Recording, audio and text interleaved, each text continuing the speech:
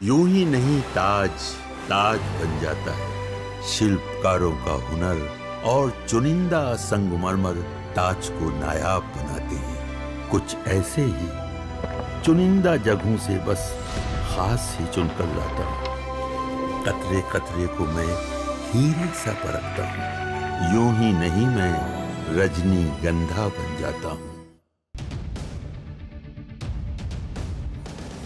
नमस्कार, न्यूज के इकलौते फैमिली शो न्यूज की पाठशाला में आप सभी का बहुत स्वागत। मैं हूं सुशांत सिन्हा। ये वो पाठशाला जहां सबकी क्लास लगती है। और सबसे पहले रोज की तरह आपको बता दूं कि आज कौन कौन सा चैप्टर खोलने वाला हूं।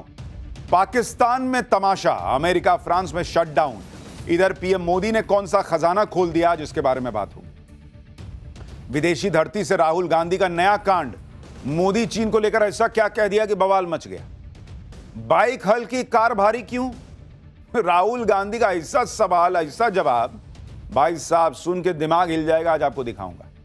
पहले चीन ने ट्रंप को हड़काया, अब दोस्त मोदी के लिए अमेरिका से क्यों भिड़ गए हैं पुतिन, इसके बारे में भी बात होगी। इसके अलावा पीओके में ऐसा भयंकर बवाल, पाकिस्तान की फौज को वहां की पब्लिक ने क्यों दौड़ा दौड़ा कर पीटा।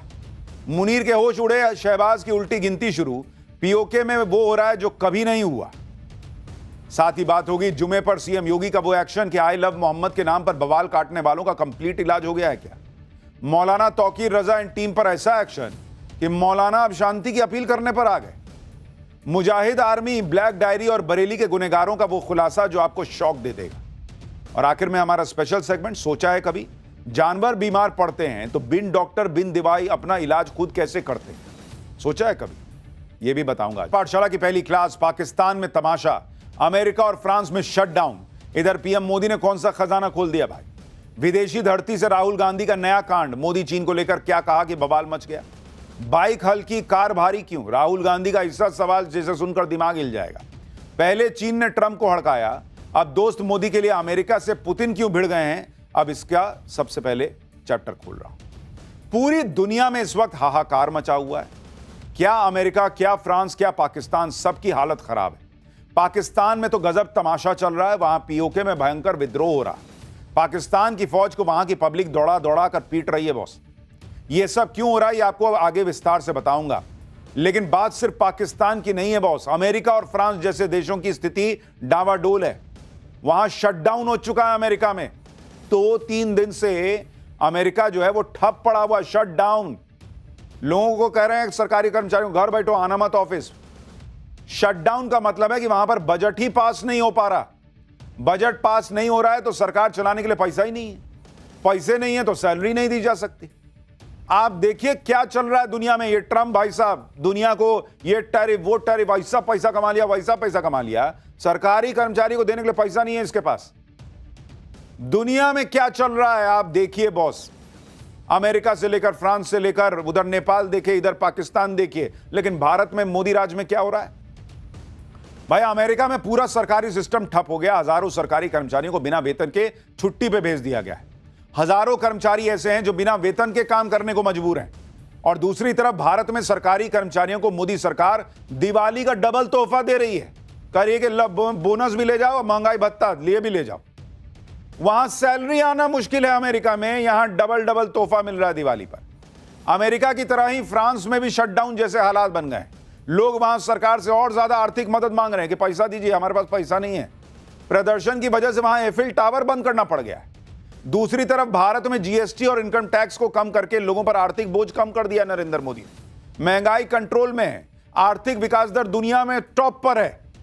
यानी जिस वक्त अमेरिका और फ्रांस जैसे ताकतवर देशों की जमीन हिल रही है, पैर उखड़ रहे हैं, उस वक्त भारत में प्रधानमंत्री नरेंद्र मोदी किस तरह भारत की इकोनॉमी को, भारत के लोगों की चिंताओं को समझते हुए फैसले ले रहे हैं, वो अभूतपूर्व है बॉस। पूरी दुनिया देख के हैरान है कि आदमी कैसे कर पा रहा है भाई, हमसे नहीं हो रहा। दुनिया इस बात पर हैरान है कि नरेंद्र मोदी की कूटनीति से अमेरिका चौतरफा कैसे फंस गया। भाई पहले चीन ने ट्रंप को हड़का दिया था, ये सब नहीं चलेगा दादागिरी, तुम क्या कर रहे हो। अब दोस्त मोदी के लिए पुतिन सीधे अमेरिका से भिड़ गए भाई। पुतिन ने कैसे भारत को लेकर ट्रंप की क्लास लगा दी, आज आपको यह भी दिखाऊंगा। लेकिन नरेंद्र मोदी की इस दमदार कूटनीति के बीच राहुल गांधी में कुछ नहीं बदला बॉस। उनको अभी भी कुछ नहीं दिख रहा। वो फिर विदेश गए हैं, फिर वही कांड कर रहे हैं। विदेश की धरती पर जाकर राहुल गांधी नया कांड करके आए।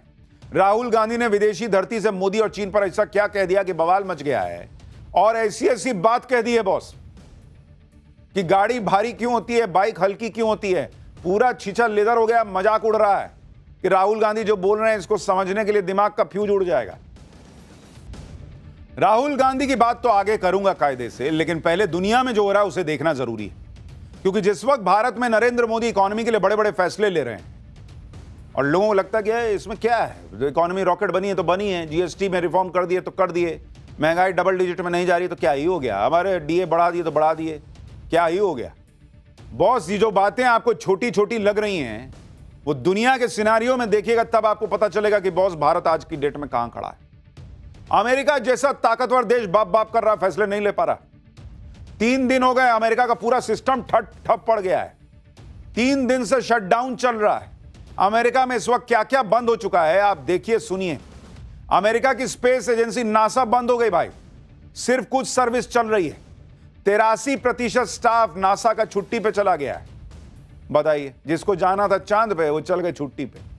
शटडाउन की वजह से अमेरिका का एजुकेशन डिपार्टमेंट बंद हो गया, करीब 87% स्टाफ छुट्टी पर चला गया एजुकेशन डिपार्टमेंट का। ट्रंप जो पढ़ा रहे थे कि मैं अमेरिका को ग्रेट अगेन बना दूंगा, मागा अमेरिका ग्रेट अगेन, लोग कह रहे हैं मागा मतलब मेक अमेरिका गरीब अगेन है क्या जी। शटडाउन की वजह से अमेरिका में म्यूजियम और नेशनल पार्क बंद हो रहे हैं। म्यूजियम का टिकट खरीदेगा कैसे आदमी, पैसा ही नहीं है। अमेरिका में डिपार्टमेंट ऑफ लेबर ने काम करना बंद कर दिया है, पैसा नहीं दीजिएगा काम कौन करेगा। अमेरिका का कॉमर्स विभाग करीब करीब ठप पड़ गया, वहां 81% स्टाफ छुट्टी पर चला गया। अमेरिका का एनर्जी, एग्रीकल्चर, हाउसिंग और अर्बन डेवलपमेंट का भी आधे से ज्यादा स्टाफ छुट्टी पर है। सबसे ज्यादा असर डिफेंस पर पड़ा है। रक्षा विभाग में करीब 3,34,000 लोग छुट्टी पर चले गए, 3,34,000 लोग। बॉस, ये अमेरिका का हाल है। काम करने के लिए लोग नहीं है, ताला लटका हुआ है, वर्क फ्रॉम होम भी नहीं है। ये मत सोचिएगा कि भारत की तरफ वर्क फ्रॉम होम चल रहा होगा ना, वर्क फ्रॉम होम नहीं चल रहा है, वर्क इन होम चल रहा है। लोग अपना झाड़ू पोछा करके टाइम पास कर रहे हैं, क्या करें, पैसा नहीं दे रहा है। सोचिए 3 दिन में अमेरिका का यह हाल हो गया। शटडाउन का क्या असर पड़ता है उसे आप अमेरिका में फ्लाइट सर्विस के उदाहरण से समझिए। अमेरिका में एयरलाइंस ने अपने यात्रियों को पहले ही आगाह कर दिया कि शटडाउन की वजह से फ्लाइट सर्विस में देरी हो सकती है, क्योंकि अभी ट्रांसपोर्टेशन सिक्योरिटी एडमिनिस्ट्रेशन के ऑफिसर और एयर ट्रैफिक कंट्रोलर से जुड़े लोग बिना सैलरी के काम कर रहे हैं। अमेरिका में 60,000 ट्रांसपोर्टेशन सिक्योरिटी एडमिनिस्ट्रेशन के ऑफिसर हैं और 13,000 एयर ट्रैफिक कंट्रोलर्स हैं। ये वो लोग हैं जो शटडाउन में भी काम करते हैं, क्योंकि इनकी सर्विस को जरूरी माना गया है। लेकिन भाई वो कह रहे हैं कि हो सकता है धीरे धीरे काम करेगा, क्या प्रेशर बनाएंगे कि जल्दी जल्दी करो नहीं तो पैसा नहीं देंगे। वो कह रहा पैसा आइए नहीं रहा है, कौन सी जल्दी काम करूंगा, नहीं करूंगा, जाओ क्या करिए। तो पहले ही वो कह दिए कि लेट हो सकता है भाई, आइएगा टाइम पे आप एयरपोर्ट पे। अब अमेरिका में फ्लाइट सर्विस जारी रहेगी या ठप हो जाएगी, ये उन कर्मचारियों पर निर्भर करता है जो बिना वेतन के काम कर रहे हैं। अमेरिका की ऐसी हालत क्यों हो गई, इसे भी आपको समझना चाहिए, फिर बताऊंगा भारत में क्या चल रहा है। दरअसल अमेरिकी सरकार को चलाने के लिए हर साल बजट पास करना जरूरी होता है, लेकिन ट्रंप सरकार और विपक्ष के बीच अभी तक फंडिंग वाले बिल को पास करने पर सहमति नहीं बन पाई है। शटडाउन की वजह से सरकारी एजेंसियों को वेतन ही नहीं मिल पा रहा है, और उसका असर यह हो रहा है कि गैर जरूरी सेवाएं और दफ्तर बंद हो गए, क्योंकि जब वेतन ही नहीं है तो दफ्तर खोल के कीजिएगा क्या। अमेरिका में इसे शटडाउन कहा जाता है। अब इस शटडाउन को लेकर अमेरिका में सियासी युद्ध छिड़ गया है। ट्रंप की पार्टी इसके लिए डेमोक्रेट्स को जिम्मेदार बता रही है, दूसरी तरफ डेमोक्रेट्स इसके लिए रिपब्लिकन को दोष दे रहे हैं। डेमोक्रेट्स कह रहे हैं कि वो ट्रंप का रबर स्टैंप नहीं ना है जी, कि जो आदमी जो कर देगा उस पर हम ठप्पा लगा देंगे। आप सोचिए, दुनिया की सबसे ताकतवर माने जाने वाली अर्थव्यवस्था का यह हाल कर दिया ट्रंप ने कि वहां कर्मचारियों को वेतन देने के लाले पड़ गए। 7 लाख से ज्यादा कर्मचारियों को बिना वेतन के छुट्टी पर भेज दिया गया, जिससे 3,500 करोड़ रुपए बचेंगे। आखिरी बार साल 2018 में शटडाउन हुआ था, तब भी ट्रंप ही राष्ट्रपति थे, तब शटडाउन 35 दिन चल गया था। इस बार अगर 35 दिन शटडाउन चल गया ना बॉस, तो ट्रंप फंस जाएंगे।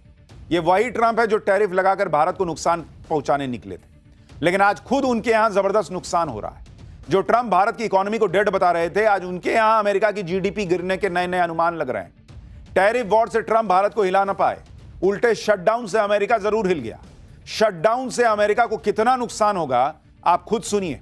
Standard and Poor's global rating के मुताबिक 1 हफ्ते के शटडाउन से अमेरिका की जीडीपी 0.1 से 0.2% तक गिर सकती है। 1 हफ्ते के शटडाउन में बॉस, एक हफ्ते के हिसाब से जीडीपी में यह बड़ी गिरावट है। शटडाउन से अमेरिका को करीब एक हफ्ते में 1,33,000 करोड़ रुपए का नुकसान होगा। अगर यह एक महीने खिंच गया बॉस, तो अमेरिकी मार्केट को करीब 2,66,000 करोड़ रुपए का झटका लग सकता है। शटडाउन से करीब 43,000 नौकरियां खतरे में पड़ गई। इससे पहले जब साल 2018 में शटडाउन हुआ था, उससे अमेरिका को करीब 1,00,000 करोड़ रुपए का नुकसान हुआ था। अमेरिका की ही तरह फ्रांस में भी शटडाउन की नौबत आ गई। वहां सरकार के खिलाफ बड़े बड़े प्रदर्शन हो रहे हैं, कामकाज ठप पड़ गया है, ट्रेड यूनियन हड़ताल पे चली गई। ये देखिए एफिल टावर, हालत ये हो गई है कि पेरिस में एफिल टावर को बंद करना पड़ गया है। एफिल टावर पर बोर्ड लगा दिया गया है कि हड़ताल की वजह से एफिल टावर बंद है। बताइए, ये दुनिया की बड़ी बड़ी इकोनॉमीज का हाल है बॉस, पैसा नहीं है उनके पास। और यहां भारत में जीएसटी में थोड़ा सा रिफॉर्म हुआ, भाई साहब लाइन लग गई कि ये खरीद ले वो खरीद ले। लोग जाड़ा आने वाला, ठंडा आने वाला कह रहे हैं, एसी खरीद लेते हैं, सस्ता मिल रहा। ऐसा पॉकेट में पैसा है। एफिल टावर पेरिस की पहचान मानी जाती है। एक अनुमान है कि सामान्य दिनों में एफिल टावर को देखने के लिए 15 से 20 हजार लोग आते हैं रोज। फ्रांस के करीब 200 शहरों में भयंकर प्रदर्शन चल रहे हैं। लोग सड़कों पर उतरकर ब्लॉक एवरीथिंग यानी सब कुछ ठप करने की मुहिम चला रहे हैं। देखिए, पब्लिक सड़क पर आ गई। फ्रांस की सरकार बजट में कटौती कर रही है, जिस वजह से कुछ सोशल वेलफेयर स्कीम के बजट पर कैंची चलेगी। लोग इसका विरोध कर रहे हैं। गुरुवार को करीब 85,000 लोग पेरिस की सड़क पर उतरकर मार्च करने लगे। हेल्थ केयर वर्कर थे, टीचर थे, स्टूडेंट थे, सब उतर गए सड़क पे। बॉस, कि पैसा काट लोगे हमारा क्या होगा? लेकिन वहां सरकार से संभल ही नहीं रहा है। कह रही कि पैसा नहीं काटेंगे तो देश खत्म हो जाएगा। अमीरों पे ज्यादा टैक्स लगाने की ये लोग मांग कर रहे हैं कि उनसे लो ना जी, हमसे क्यों ले रहे हो? साथ साथ पढ़ाई, स्वास्थ्य के क्षेत्र में सरकार से खर्च बढ़ाने के लिए भी कह रहे हैं। लेकिन पैसा होगा तब तो सरकार करेगी। सरकार कर ही नहीं पा रही है। लेकिन यही चीज अपने यहां देखिए बॉस, जो लोग सपना पाल रहे हैं कि जेनजी जैसा आंदोलन भारत में हो जाए, उनको देखना चाहिए कि भारत कहां आज चमकता सितारा बना हुआ है। फ्रांस, अमेरिका जैसे देशों का बुरा हाल है, लेकिन आप भारत को देखिए। नरेंद्र मोदी धड़ाधड़ फैसले ले रहे हैं, धड़ाधड़ डील पे डील कर रहे हैं, बड़ी बड़ी डील लॉक कर रहे हैं, जिससे भारत की इकोनॉमी बम बम हो जाएगी। यूएई, यूके, ऑस्ट्रेलिया के साथ फ्री ट्रेड एग्रीमेंट करने के बाद भारत ने यूरोप के 4 देशों के साथ फ्री ट्रेड एग्रीमेंट लागू कर दिया है। इन 4 देशों में स्विट्जरलैंड है, नॉर्वे है, आइसलैंड है और लिक्टेनस्टीन है। भारत ने इन 4 देशों के समूह यूरोपियन फ्री ट्रेड एसोसिएशन के साथ हुए एग्रीमेंट को लागू कर दिया है। इस समझौते की खास बात यह है कि इसमें पहली बार निवेश और रोजगार को शर्तों के साथ जोड़ दिया गया है। अब होगा क्या? असर यह होगा कि यूरोप के जो ये 4 देश हैं, अगले 15 साल में भारत में $100 बिलियन यानी करीब 8,86,000 करोड़ रुपए निवेश करेंगे। इससे करीब 10 लाख नौकरियां भारत में जनरेट होंगी। वाणिज्य और उद्योग मंत्री पीयूष गोयल के मुताबिक Swiss state secretary for economic affairs ने भारत में $150 बिलियन अतिरिक्त निवेश का भी वादा किया है। यानी अगर सब कुछ ठीक चला तो भारत में 100 बिलियन नहीं बल्कि कुल 250 बिलियन यानी करीब 22 लाख करोड़ रुपए का निवेश आएगा। यह कर रहे हैं नरेंद्र मोदी। पीएम मोदी कल देश के युवाओं को 62,000 करोड़ की बड़ी सौगात भी देने वाले हैं। कल युवाओं के स्किल डेवलपमेंट से जुड़ी योजना की शुरुआत करेंगे। इस योजना के तहत देश भर के 1,000 सरकारी आईटीआई को अपग्रेड किया जाना है। नरेंद्र मोदी जिस तरह से बोल्ड फैसले कर रहे हैं, उसकी वजह से ही पूरी दुनिया उनकी कायल हुई बैठी। आप रूस और पुतिन को देखना लीजिए। अमेरिका ने इतना प्रेशर बनाया, लेकिन भारत ने साफ कर दिया कि रूस से दोस्ती ना टूटेगी, रूस से तेल खरीदना बंद नहीं करेंगे। अब मोदी के लिए पुतिन अमेरिका से भिड़ गए, ट्रंप से भिड़ गए। मोदी के लिए पुतिन ने ऐसी ऐसी बातें ट्रंप को सुना दी जो आज तक कोई नहीं कह पाया।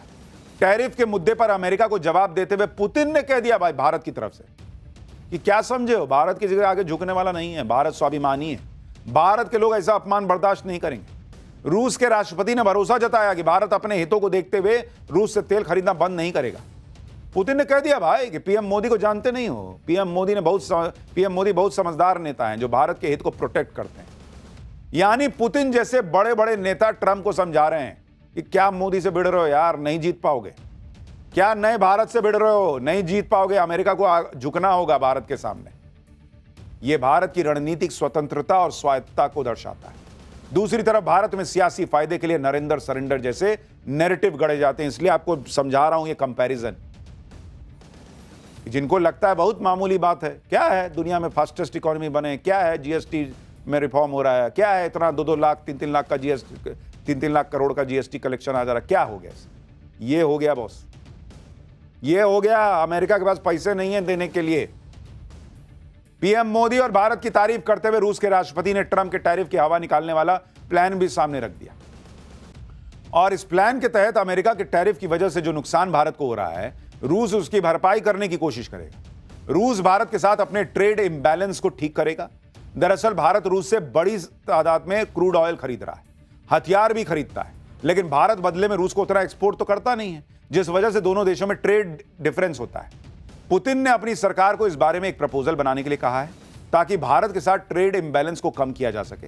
पुतिन ने कहा कि ट्रेड इम्बैलेंस को हटाने के लिए रूस ज्यादा एग्रीकल्चरल प्रोडक्ट्स और मेडिसिन भारत से खरीद सकता है।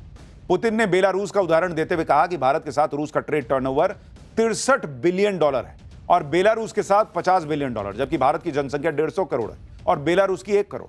यह उदाहरण देते हुए पुतिन ने माना कि कई ऐसे सेक्टर हैं जिसमें ट्रेड को बढ़ाने की बहुत गुंजाइश है। यानी पुतिन कह रहे हैं भाई कि तुम मेरे दोस्त हो, तो यह क्यों होगा कि खाली तुम ही खरीदते रहोगे और मैं बेचता रहूंगा। अब ऐसी व्यवस्था करेंगे कि तुम भी बेचो, हम भी खरीदेंगे, तुम्हारी इकोनॉमी को और बूस्ट देंगे भाई। पुतिन इस साल दिसंबर में भारत भी आ रहे हैं। पुतिन ने कहा कि वो इस मुलाकात को लेकर बड़े एक्साइटेड हैं। वो अपने भरोसेमंद दोस्त मोदी से मिलने को उत्सुक है। दिसंबर में करेंगे, 5-6 दिसंबर के आसपास आएंगे।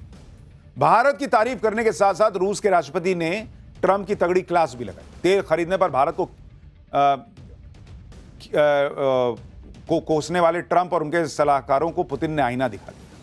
पुतिन ने वो आंकड़े सामने रख दिए जिससे अमेरिका का डबल स्टैंडर्ड सामने आ गया। रूस के राष्ट्रपति ने बताया कि खुद अमेरिका रूस से यूरेनियम खरीदता है, जबकि भारत को रूस से व्यापार करने से रोकता है। पुतिन ने कहा कि रूस अमेरिका को यूरेनियम बेचने वाला दूसरा बड़ा सप्लायर है। साल 2025 में अमेरिका को यूरेनियम बेचकर रूस को करीब $1.2 बिलियन मिलने का अनुमान।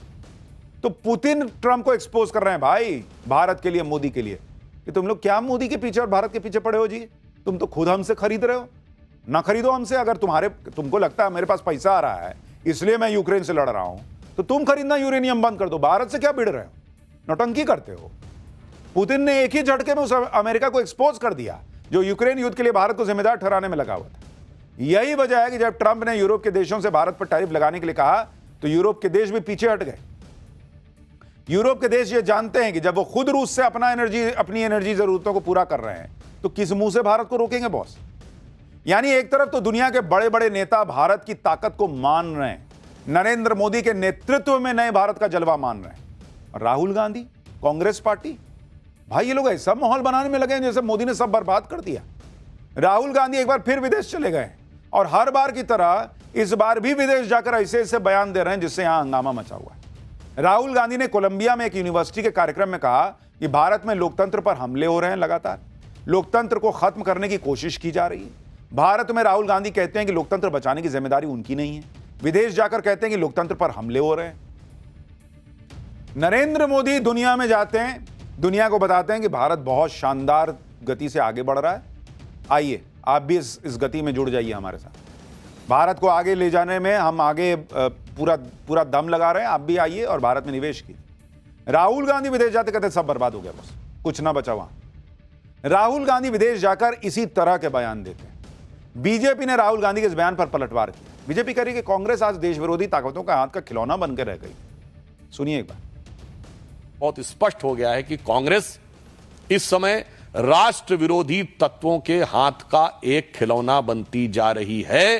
कांग्रेस का नेतृत्व एक जमाने में इतना परिपक्व था, आज की डेट में उतना ही अपरिपक्व है। कांग्रेस का नेतृत्व एक जमाने में अल्ट्रा लेफ्ट और इन लोगों को यूज करना जानता था, इंदिरा गांधी और पीवी नरसिम्हा राव तक। आज उनके द्वारा यूज होने लगा है। यह सिर्फ कांग्रेस के लिए समस्या नहीं है, आज देश के लिए चिंता का विषय है। राहुल गांधी ने भारत के लोकतंत्र को खतरे में बताया, साथ ही दूसरे खतरों के बारे में भी बात की। राहुल गांधी ने कहा कि भारत में अलग अलग भाषाएं हैं, अलग अलग धर्म हैं, सभी को जगह देनी। भारत में चीन जैसा सिस्टम नहीं लगाया जा सकता है जहां लोगों को दबाया जाता है। ऐसा भारत में करना बहुत खतरनाक होगा। राहुल गांधी को कभी चाइना का मॉडल पसंद आता है, कभी चाइना का मॉडल पसंद नहीं आता है। कह रहे हैं भारत में जो है वो आवाजों को दबाया नहीं जाता। कौन सी आवाज दब रही है बॉस? इस देश में प्रधानमंत्री को मां की गाली स्टेज से दे दी जा रही है। और कितनी आजादी चाहिए लोगों को? हाय हाय मोदी, मर जा मोदी के सड़क पर नारे लग जाते हैं। और कितनी आजादी चाहिए लोगों को? जो सीए आया नहीं, जो एनआरसी आई नहीं थी, उसके लिए सड़क छेक के बैठ गए 2 महीना। बच्चा लोग स्कूल जा रहा है, 4-4 घंटा लग जा रहा है उसको, लोग परेशान हो रहे हैं, एम्बुलेंस नहीं निकल पा रही है। और कितनी चाहिए आजादी भाई? क्या आजादी में चाहिए इन लोगों को, मुझे समझ में नहीं आता है। राहुल गांधी विदेश से ऐसी बयानबाजी को पहली बार कर रहे हैं। जब विदेश जाते हैं इसी तरीके की बात करते हैं और फिर फंस भी जाते हैं। आप देखिए अप्रैल 2025 में अमेरिका के बोस्टन में क्या कह दिए कि चुनाव आयोग कॉम्प्रोमाइज्ड है, इसके सिस्टम में कुछ तो बहुत गलत है। सितंबर 2024 में अमेरिका में बोले कि भारतीय लोकतंत्र पिछले 10 सालों से टूटा हुआ था, अब यह लड़ रहा है। सितंबर 2023 में ब्रसेल्स में कहा था कि भारत में फुल स्केल असॉल्ट हो रहा है, भारत में भेदभाव और हिंसा बढ़ रही है। 2022 में लंदन में बोले कि भारत की संस्थाएं परजीवी बन गई हैं, डीप स्टेट यानी सीबीआई ईडी को डीप स्टेट बता दिया, भारत को चबा रहा है। मार्च 2018 में मलेशिया में कहा था कि अगर प्रधानमंत्री होता तो नोटबंदी प्रस्ताव कूड़ेदान में फेंक देता। साल 2018 में सिंगापुर में बोले थे कि भारत में डर और नफरत का माहौल है। जनवरी 2018 में बहरीन में बयान दिया कि सरकार समुदायों के बीच नफरत फैलाने में जुटी हुई है। यानी इनके हिसाब से यही चल ही रहा है पिछले 10 साल से। तो चल रहा है तो सब कैसे नरेंद्र मोदी को जिता दे रहे हैं। बीजेपी राहुल गांधी के इस पैटर्न पर पलटवार कर रही है। बीजेपी करेगी राहुल गांधी जब विदेश जाते हैं वो कुछ नया सीख के आते हैं। इस बार जब लौटेंगे तो जो सिखाया गया होगा वो आकर बोलेंगे। खैर, राहुल गांधी यहां एटम बम फोड़े, हाइड्रोजन बम फोड़ने की बातें कर रहे हैं वो तो समझ में आता है, लेकिन वहां उन्होंने कार्यक्रम में ऐसी बात बोल दी कि लोगों का दिमाग फट गया अपने आप सुन के। उनके बयानों पे बड़ा विवाद हो रहा है। कोलंबिया में ही राहुल गांधी ने कार और बाइक के वजन को लेकर ऐसा सवाल पूछ लिया कि लोग दिमाग हिल गया भाई कि कहना क्या चाहते हो। राहुल गांधी कह रहे हैं कि बाइक जो है वो 2 लोग को लेकर जाती है तो 100 किलो की है और गाड़ी 3000 किलो की है, उसमें एक आदमी बैठ के जा रहा है तो 3000 किलो की गाड़ी क्यों है भाई? अब ये सवाल सुन के सड़क पर खड़ी गाड़ियां और बाइक आपस में भिड़ गए, बाइक पलट गई। करे कि क्या सवाल था भाई, हम लोग तो आज तक सोचे नहीं। Very deep. कोलंबिया की EIA यूनिवर्सिटी में राहुल गांधी ने सवाल पूछा, खुद जवाब भी दिए क्योंकि बाकी तो कोई जवाब दे नहीं सकता था इस सवाल का। राहुल गांधी ने बताया कि कार भारी और बाइक हल्की इसलिए होती है क्योंकि दोनों के इंजन में फर्क है। जब एक्सीडेंट होता है तो बाइक का इंजन अलग हो जाता है, जबकि एक्सीडेंट होने पर कार का इंजन कार के अंदर घुस जाता है और पैसेंजर को मार डालता है। गहरी सांस लेनी पड़ती है सब समझने के लिए, फिर भी समझ में नहीं आता है। क्या समझाना चाह रहे थे वही जानते हैं। राहुल गांधी के ऐसे बयान को सुनकर बीजेपी भी चुटकी ले रही। बीजेपी कह रही कि राहुल गांधी के मैकेनिकल इंजीनियरिंग के इस ज्ञान से बड़ी बड़ी कार निर्माता कंपनियों के इंजीनियर छाती पीट रहे होंगे। राहुल गांधी कह रहे हैं कि बाइक जो है ना, जैसे एक्सीडेंट होता है इंजन अलग हो जाता है, इंजन आपको नहीं मार पाता। अरे इंजन क्या मारेगा बॉस? सड़क पे लदबदा के गिर जाइएगा, माथा फट जाएगा, आप खुद ही मर जाइएगा, इंजन क्या मारेगा? क्या बोलते हैं भाई? राहुल गांधी खुद ऐसे मौके देते हैं जिसका बीजेपी फिर फायदा उठाती है। कोलंबिया से राहुल गांधी की एक तस्वीर भी शेयर की। इस तस्वीर में राहुल गांधी ने भारतीय कंपनी की बाइक दिखाई। राहुल गांधी ने लिखा कि बजाज, हीरो और टीवीएस को कोलंबिया में इतना अच्छा प्रदर्शन करते देखकर गर्व हो रहा है। यह दिखाता है कि भारतीय कंपनियां इनोवेशन से जीत सकती हैं, भाई भतीजावाद से नहीं। यानी राहुल गांधी को इंडियन कंपनियों के प्रोडक्ट विदेश में देखकर गर्व हो रहा है। इसी पे तो पीएम मोदी जोड़ न दे रहे थे boss. PM Modi make in India शुरू करते हैं, भारतीय कंपनियों को सुविधाएं देते हैं जिससे भारत आत्मनिर्भर हो, विदेश में भारतीय प्रोडक्ट जाए। तो यहां तो कहते हैं कि मेक इन इंडिया बेकार है, वहां जाकर फोटो डाल रहे हैं।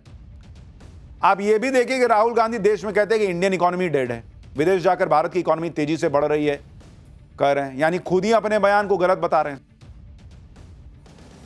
तो भैया कैसे तय करना है कि इकोनॉमी डेड है या हम तेजी से बढ़ रहे हैं? इंकी पिंकी पोंकी पो कर लें, आज मूड पे है कि आज डेड इकोनॉमी है, कल कोलंबिया गए तो वहां इकोनॉमी ठीक तेजी से बढ़ रही है। क्या बोलूं मैं? खैर छोड़िए, इनका जो हाल है सो है ही है। पाकिस्तान का हाल अब आपको बताता हूं जिसमें बड़ा बवाल मच गया है भाई। पीओके में ऐसा भयंकर बवाल, पाकिस्तान की फौज को वहां पब्लिक ही क्यों पीट रही है? मुनीर के होश उड़े, शहबाज की हवा टाइट, पीओके में वो हो रहा है जो कभी ना हुआ बॉस। देखिए क्या हो रहा है पीओके में। भारत ने ऑपरेशन सिंदूर में असीम मुनीर की फौज को जमकर पीटा।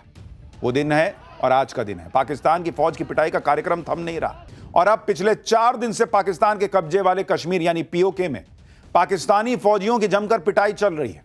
पीओके के लोगों का जहां कहीं पाकिस्तानी फौज दिखता है उसको पकड़ के रगड़ देते हैं, पीट देते हैं, सूद देते हैं। पाकिस्तानी फौजियों का जान बचाना मुश्किल हो रहा है भाई।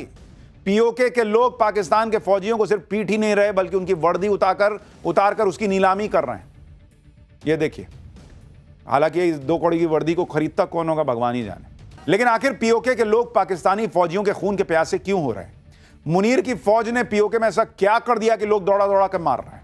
पाकिस्तान में क्यों कहा जा रहा है कि अब किसी भी वक्त पीओके भारत के पास वापस चला आएगा? आज आपको बताऊंगा। पीओके में इस वक्त अब तक की सबसे बड़ी बगावत का बिगुल बज चुका है। हमारे यहां एक गाना था, महंगाई डायन खाए जाते हैं, वहां चल रहा है मुनीर डायन खाए जाते हैं। पीओके में इस वक्त वहां की जनता और मुनीर की फौज के बीच युद्ध का मैदान बन गया है। लोग फौज से इस कदर गुस्से में हैं कि उन्हें देखते ही जान लेने पर उतारू हो जा रहे हैं। आप तस्वीरें देखिए बॉस। पीओके में मुनीर के इन गुर्गों का बड़े जबरदस्त तरीके से भूत उतारा जा रहा है। पकड़ पकड़ कर पीटा जा रहा है, गिरा गिरा कर मारा जा रहा है। लोगों से पिटने के बाद पाकिस्तान के फौजियों की सांसें उखड़ गई। सोचिए भारत ने इनका क्या हाल किया होगा। पब्लिक के सामने ऐसे पड़े हुए हैं। पीओके में सरेआम असीम मुनीर की इज्जत नीलाम हो रही है। अब एक और वीडियो आपको दिखाता हूं। सड़क के किनारे पाकिस्तानी फौजियों और पुलिस वालों के हेलमेट्स, शील्ड्स और जैकेट्स का ढेर लगाया जा रहा है।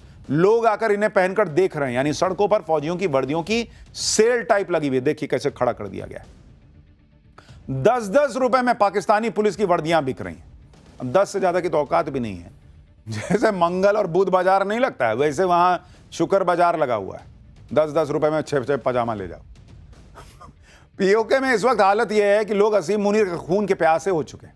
अगर असीम मुनीर इनको वहां दिख जाए भाई, उसको वहीं पे पटक के ये लोग रगड़ दें। दरअसल 29 सितंबर को पीओके में जम्मू कश्मीर संयुक्त अवामी एक्शन कमेटी ने विरोध प्रदर्शन बुलाया था।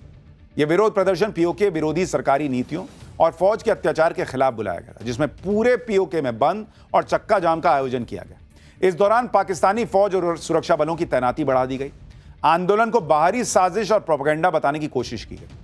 पूरे पीओके में ये लोग इंटरनेट बंद कर दिए, मोबाइल नेटवर्क बंद कर दिए। लेकिन हालात तब बिगड़े जब पाकिस्तानी फौज और सुरक्षा बलों ने प्रदर्शनकारियों पर गोली चला दी। कहा जा रहा है इसी के बाद मामला बिगड़ गया। 29 सितंबर को पीओके में शांतिपूर्ण प्रदर्शन कर रहे प्रदर्शनकारियों पर फौज और पुलिस की गोलीबारी में 8 प्रदर्शनकारियों की मौत हो गई थी। यह वीडियो देखिए जिसमें एक शख्स जमीन पर पड़ा है और लोग कह रहे हैं कि इसे फौज ने गोली मार दी। 29 सितंबर से लेकर 1 अक्टूबर तक 3 दिन में पाकिस्तानी फौज और पुलिस की गोलियों से पीओके में 40 से ज्यादा लोगों की जान जा चुकी थी। इन मौतों का बदला लेने के लिए लोगों ने फौजी काफिलों पर अटैक करने शुरू किए। आर्मी के गाड़ियों को आग के हवाले कर दिया गया। सरकारी संपत्तियों को तहस नहस किया गया।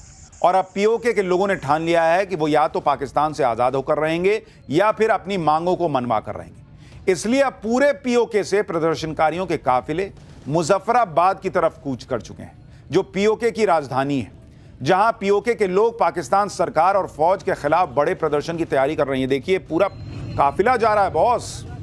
ये अल्टीमेटम है, लास्ट अल्टीमेटम। पीओके में प्रदर्शनकारियों की 38 मांगे हैं, 38। पीओके के लोगों के साथ होने वाले भेदभाव को बंद किया जाए। पीओके में पाकिस्तानी फौज के अत्याचारों को खत्म किया जाए। प्रदर्शनकारियों की मांग है कि बिजली परियोजनाओं में लोकल लोगों के फायदे को ध्यान में रखा जाए। आटे और बिजली के बिलों पर छूट देने की मांग भी की गई है। आंदोलनकारी आईएसआई समर्थित मुस्लिम कॉन्फ्रेंस को आतंकी संगठित घोषित करने की भी मांग कर रहे हैं। यानी पीओके के लोग खुद पर होने वाले अत्याचार के खिलाफ और अपनी बुनियादी जरूरत को पूरा करने के लिए प्रदर्शन कर रहे थे। लेकिन पाकिस्तान की सरकार और फौज ने उन पर गोलियां चलवा दी। अब तो पाकिस्तानी भी कह रहे हैं कि पीओके में जो आग भड़की है उसमें कहीं शहबाज और मुनीर ही न जल जाएं। यानी पाकिस्तान के अंदर ही लोग कह रहे हैं कि ये जो आग लगी है ये बुझने वाली नहीं है। ये पीओके जो सुलग रहा है, ये अब बहुत मामला पाकिस्तान के हाथ से निकल गया है। पीओके में अपने फौजियों को पिटता देखकर असीम मुनीर के भी होश उड़े हुए हैं। शहबाज की हालत टाइट है, इसलिए पाकिस्तान सरकार ने पीओके में पत्रकारों की एंट्री बैन कर दी है। लेकिन पीओके की आवाज को दबाना मुनीर और शहबाज के लिए मुश्किल हो रहा है, इसलिए अब वो पत्रकारों को पिटवा रहे हैं। पाकिस्तान सरकार पीओके में विद्रोह को कुचलने के लिए हर संभव उपाय कर रही है। उसको लग रहा है पत्रकार को मारेंगे, दिखाएगा नहीं। बहुत आज की डेट में चीजें छुपती हैं। इस्लामाबाद से 1000 सैनिक पीओके भेजे गए। पूरे इलाके में इंटरनेट बंद कर दिया गया है। सेना और सुरक्षा बल मिलकर फ्लैग मार्च कर रहे हैं। लेकिन पीओके से उठी बगावत की गूंज अब पूरे पाकिस्तान में फैल रही है, जिसके बाद अब शहबाज शरीफ घुटने टेकने को मजबूर हो रहे हैं। पाकिस्तान सरकार ने बयान दिया है कि इस्लामाबाद से एक उच्च स्तरीय प्रतिनिधिमंडल पीओके भेजा गया है। शहबाज सरकार लोगों की शिकायतों के समाधान के लिए तैयार है। यानी कल तक जो शहबाज शरीफ पीओके के प्रदर्शनकारियों को उपद्रवी बता रहे थे और असीम मुनीर उन्हें गोलियां मरवा रहा था, अब उनकी एकड़ी निकल गई। पब्लिक ने जब दौड़ा दौड़ा के पीटना शुरू किया तो इनको ये लोग भाई नजर आ रहे हैं, और जब तुम गोली चलवा रहे थे, मार रहे थे, तब भाईचारा मर गया था। पीओके में अब शहबाज शरीफ सरकार बैकफुट पर है। आज भारत ने भी पीओके में पाकिस्तानी फौज की बर्बरता पर पाकिस्तान को खूब खरी खोटी सुनाई। विदेश मंत्रालय ने कहा कि पाकिस्तान का दमनकारी रवैया और अवैध कब्जा ही पीओके में इन हालात की जड़ है। पीओके के कई इलाकों में आम नागरिकों पर पाकिस्तानी फौज की ज्यादती पाकिस्तान की नीतियों का नतीजा है, जहां वो स्थानीय संसाधनों का शोषण करता है और जनता पर अत्याचार करता है। भारत ने स्पष्ट किया कि पाकिस्तान को इन गंभीर मानवाधिकार उल्लंघनों के लिए जिम्मेदार ठहराया जाना चाहिए। भारत ने कहा है कि पीओके पर पाकिस्तान का कब्जा पूरी तरह जबरन और गैरकानूनी है और वहां लोगों की आवाज को दबाने की उसकी कोशिश पूरी दुनिया के सामने उजागर हो रही है। कुछ वक्त पहले रक्षा मंत्री राजनाथ सिंह ने कहा था कि हमें पीओके को लेने की जरूरत नहीं पड़ेगी, पीओके खुद हमारे पास आ जाएगा। अब पाकिस्तान में लोग कह रहे हैं कि राजनाथ सिंह ने जो कहा था वो सच होने वाला है। पाकिस्तान के लोग कह रहे हैं बॉस कि पीओके के लोग चाहते हैं कि भारत से जुड़ जाएं, भारत के पास वापस आ जाएं, ये कब्जा जो है पाकिस्तान ने जो कर रखा है उससे निकल जाएं, क्योंकि भारत में विकास है, भारत में फ्री एंड फेयर इलेक्शंस हैं। ये पाकिस्तान के लोग कह रहे हैं। पाकिस्तान वो देश है जो अपने ही लोगों पर गोलियां चलवाता है और आतंकवादियों को पालता पोसता है। यानी आम पाकिस्तानियों से ज्यादा इज्जत पाकिस्तान में आतंकवादियों की होती है। जुमे पर सीएम योगी का वो एक्शन, आई लव मोहम्मद के नाम पर बवाल काटने वालों का कंप्लीट इलाज हो गया क्या? मौलाना तौकीर रजा एंड टीम पर ऐसा एक्शन कि मौलाना खुद शांति की अपील करने पर कैसे आ गए। मुजाहिद आर्मी, ब्लैक डायरी और बरेली के गुनहगारों का वो खुलासा जो आपको शौक दे देगा। पिछले शुक्रवार को बरेली याद है ना बॉस, पूरे यूपी को सुलगाने की वहां साजिश हुई थी। आज फिर शुक्रवार था, जुम्मा था, बहुत बड़ा चैलेंज था। लोगों को लगा भाई पिछले बार तो बड़ा कांड हुआ, आज फिर कुछ ऐसा ना हो जाए पिछली बार जैसा। लेकिन बॉस, एक हफ्ते के अंदर सीएम योगी आदित्यनाथ और उनकी पुलिस ने इस साजिश के मास्टरमाइंड, उनके मददगारों पर जो ताबड़तोड़ एक्शन लिया, जिस तरह दंगाइयों के अवैध ठिकानों पर बुलडोजर गरजा, जिस तरह दंगों की साजिश की कलई खुली, उसने यूपी को सुलगाने का जो मंसूबा पालने वाले थे उनकी सारी गर्मी निकाल दी बॉस। आज बरेली में बवाल के बाद दूसरा जुमा था, लेकिन आप स्थिति देख लीजिए। आज बरेली में जुमे की नमाज पर किसी तरह का कोई बवाल नहीं हुआ। अब तक आई लव कैंपेन की आड़ में बवाल को भड़काने में जुटे मौलानाओं के सुर बदल गए। आज मौलाना युवाओं से शांति की अपील करते नजर आए। अब तक आई लव मोहम्मद के लिए खुद को हर सजा के लिए तैयार बताने वाले ओवैसी भी युवाओं को कानून नहीं तोड़ने की नसीहत देने लगे हैं। यानी ओवैसी से लेकर हर मौलाना तक के सुर बदल गए एक हफ्ते में। योगी आदित्यनाथ ने उसी उत्तर प्रदेश में जिसमें पिछले जुमे को बवाल हुआ था, उस जुमे से इस जुमे के बीच में हालात और जज्बात सब बदल दिए। आज पाठशाला में बताऊंगा एक हफ्ते के अंदर सीएम योगी ने कैसे ये सब कर दिया। आपको याद होगा कि पिछले शुक्रवार को बरेली में किस तरह दंगाइयों की भीड़ बेकाबू हुई, पुलिस पर पथराव किया गया और फायरिंग तक के आरोप लगे। लेकिन बॉस, आज की तस्वीर देखिए। हफ्ते भर में एक जुमे से दूसरे जुमे के बीच में कैसे हालात बदल गए। बरेली में आज जुमे की नमाज के दौरान पूरी शांति थी, सब कुछ सामान्य नजर आया। नमाज के तय वक्त पर लोग मस्जिदों में आते रहे, नमाज पढ़कर घर वापस जाते रहे। बरेली आज शांत इसलिए नजर आया क्योंकि पूरे शहर के चप्पे चप्पे पर पुलिस के जवान तैनात कर दिए गए थे। खुद डीएम और एसपी ने फ्लैग मार्च को लीड किया। शहर की गलियों में फ्लैग मार्च करके बवाल करने का मंसूबा पालने वालों को क्लियर मैसेज दे दिया गया कि तुम अगर उपद्रव करोगे तो इलाज के लिए हम भी खड़े हैं। जमीन पर पुलिस ने फ्लैग मार्च किया तो आसमान में ड्रोन कैमरे से निगरानी रखी जा रही थी। ये वही ड्रोन कैमरे हैं जिनकी मदद से पुलिस बरेली में हुए बवाल के आरोपियों की पहचान में जुटी और उन्हें सलाखों के पीछे भेजा जा रहा है। पुलिस के ताबड़तोड़ एक्शन का ही असर है कि बवाल करने वाले अब कान पकड़कर माफी मांग रहे हैं, दोबारा कभी गलती नहीं करने की बात कर रहे हैं। बरेली के मामले में यूपी पुलिस ने ताबड़तोड़ एक्शन लिया और सारे उपद्रवियों की गर्मी निकाल दी। भाई वो खुद कान पकड़ के कह रहा ना कि कभी ऐसा नहीं करूंगा, इसका मतलब कुछ ऐसा किया था कि उसको पता है कि इस वजह से उस पर एक्शन हुआ है। लोग माहौल क्या बना रहे हैं कि मुसलमान को दबाया जा रहा है। कौन बात का मुसलमानों को दबाने का नैरेटिव है बॉस? वो खुद ना कान पकड़ के कह रहा है कि अब कभी गलती नहीं करेंगे। गलती किया है मान ना रहा है, लेकिन नहीं। बरेली के मामले में राजनीति की गर्मी बढ़ी हुई है। अखिलेश यादव ने समाजवादी पार्टी के 14 लोगों की टीम बनाकर बरेली भेजने का ऐलान कर दिया। संभल से सपा सांसद जकीउर रहमान जैसे नेता भी शामिल हैं इसमें, जो पिछले साल संभल में हुए दंगों में खुद आरोपी नंबर 1 थे। जिस तरह अखिलेश यादव और उनकी पार्टी संभल हिंसा में शामिल लोगों को बेगुनाह बता रही थी, उसी तरह बरेली में कह रहे हैं कि नहीं, ये लोग भी बेगुनाह हैं। पुलिस पर निर्दोष लोगों पर लाठीचार्ज का आरोप लगाया जा रहा है। इनको कोई गुनहगार दिखता ही नहीं है, बस बशर्ते कि वो मुसलमान होना चाहिए। बरेली के मामले में राजनीति होने लगी है, लेकिन उधर यूपी पुलिस के ताबड़तोड़ एक्शन रुकने वाले नहीं है बॉस। अब तक 26 सितंबर को हुए बवाल को लेकर 10 केस दर्ज हो चुके हैं। बवाल की फुटेज की मदद से आरोपियों की पहचान हो रही है, उनको गिरफ्तार किया जा रहा है। अब तक बवाल के मास्टरमाइंड मौलाना तौकीर रजा समेत 83 आरोपी जेल भेजे जा चुके हैं। और आज भी पुलिस ने तौकीर रजा की संस्था IMC यानी इत्तेहाद मिल्लत काउंसिल के मीडिया प्रभारी मुनीर इदरिसी समेत 2 लोगों को गिरफ्तार किया है। मुनीर इदरिसी पर पिछले शुक्रवार को मौलाना तौकीर रजा को भड़काने वाला बयान वायरल करवाने का आरोप है। पुलिस के मुताबिक मुनीर ही मौलाना तौकीर रजा का पूरा मीडिया मैनेजमेंट देखता था। आरोप है कि मुनीर इदरिसी ने ही सोशल मीडिया पर अलग अलग ग्रुप्स में ज्यादा से ज्यादा भीड़ इकट्ठा करने के मैसेज सर्कुलेट किए। तो वो मुनीर भी आज जेल चला गया। अच्छा, ये भी मुनीर है। इसके अलावा पुलिस ने एक और आरोपी फैजान को भी गिरफ्तार किया। फैजान पर बवाल वाले दिन लोगों को पुलिस पर पथराव और फायरिंग के लिए उकसाने का आरोप है। यही नहीं, योगी की पुलिस जिन 3000 लोगों के नाम FIR में दर्ज कर चुकी है, उन सब पे शिकंजा कसना तय है। बरेली की DM के मुताबिक पिछले शुक्रवार के बाद से अब तक बरेली में हालात पूरी तरह काबू में है और आगे भी कोई दंगाई अब बरेली को सुलगाने की हिम्मत नहीं कर पाएगा। ये योगी की पुलिस के धड़ाधड़ एक्शन का असर है बॉस, कि आज जुमे की नमाज से पहले मौलाना लोग जो हैं वो खुद ही लोगों से शांति की अपील करते रहे। मौलानाओं की अपील भी क्लियर है कि किसी के बहकावे में ना आना, किसी के भड़काने से भीड़ में घुस मत जाना, उसका हिस्सा न बन जाना। मतलब इनको समझ में आ रहा है ना कि किसी ने बहकाया था, किसी ने भड़काया था, भीड़ को बुलाया था। ये बरेली में आई लव मोहम्मद कैंपेन की आड़ में हुई हिंसा और उसके बाद आरोपियों पर हो रहे ताबड़तोड़ एक्शन का ही असर है कि मौलानाओं के ही नहीं बल्कि असदुद्दीन ओवैसी जैसे नेताओं के भी सुर बदले बदले नजर आ रहे हैं। Owaisi I love Mohammad campaign को लेकर फ्रीडम ऑफ रिलीजन का हवाला दे रहे थे। आई लव मोहम्मद का समर्थन करने के लिए खुद को किसी भी सजा के लिए तैयार बता रहे थे।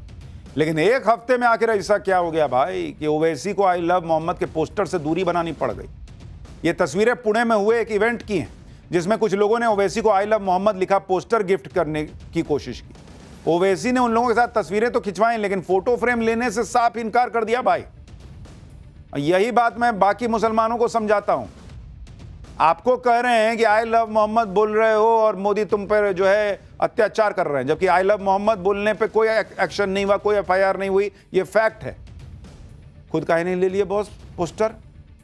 ओवैसी खुद बोल रहे हैं कि मुझे इसमें मत डालो, ये बड़ा मामला है। देखना लिए बॉस, यही बात जब मैं समझाता हूं कि कोई इस तरह से पत्थर चलाएगा, सरतन से जुदा के नारे लगाएगा, जेल जाएगा, तो उसके परिवार को सहना पड़ता है। नेता को कुछ होता है तो लोगों को लगता है ये गलत आदमी गलत बात बोल रहा है, मुसलमान के खिलाफ।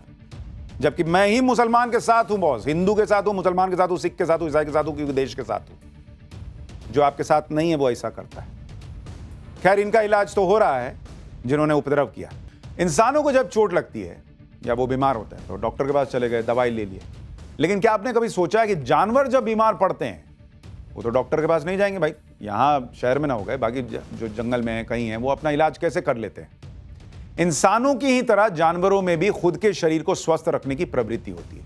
जैसे इंसान बीमार होने पर या चोट लगने पर दवा लेते हैं, उसी तरह जानवर पर्यावरण से ही कुछ ना कुछ औषधि लेकर अपना उपचार करते हैं। चाहे पेट की परेशानी हो या कोई इंफेक्शन हो या कोई घाव हो, जानवर अपना उपचार खुद खोज लेते हैं। इसे एनिमल सेल्फ मेडिकेशन या जू फार्माकोग्नोसी कहते हैं। यह जानवरों की स्व चिकित्सा क्षमता और उनकी पर्यावरणीय समझ को दिखाता है। जैसे चिंपैंजी है, वो कुछ कड़वी पत्तियों जैसे वर्नोनिया एमिग्डालिना को चबाते हैं, जो आंतों के परजीवियों को खत्म करने में मदद करती है। तोता अगर वो बीमार पड़ेगा तो जंगली मिट्टी खाता है, जो जहरीले पदार्थों को बेअसर करती है और पाचन में सुधार करती है। जैसे प्रेग्नेंट मादा हाथी है, गर्भवती मादा हाथी कुछ खास पौधों जैसे बोरेसस प्रजाति के पौधों को खाती है, जो प्रसव में मदद करते हैं। ब्राजील में मादा वूली स्पाइडर मंकीज हैं, जो अपनी प्रजनन क्षमता को बढ़ाने या घटाने के लिए पौधे खाते हैं। कुछ पक्षी रेत में लौटते हैं, इसे डस्ट बाथ कहते हैं। इसके जरिए पक्षी अपने पंखों से परजीवियों को हटाते हैं। यानी कुदरत ने यह ना सोचिए कि सिर्फ इंसानों को दिमाग दिया है। वो कहने को जानवर हैं, लेकिन उनके अंदर भी भावना है, दिल है, दिमाग भी है और अपना इलाज करने की क्षमता भी है।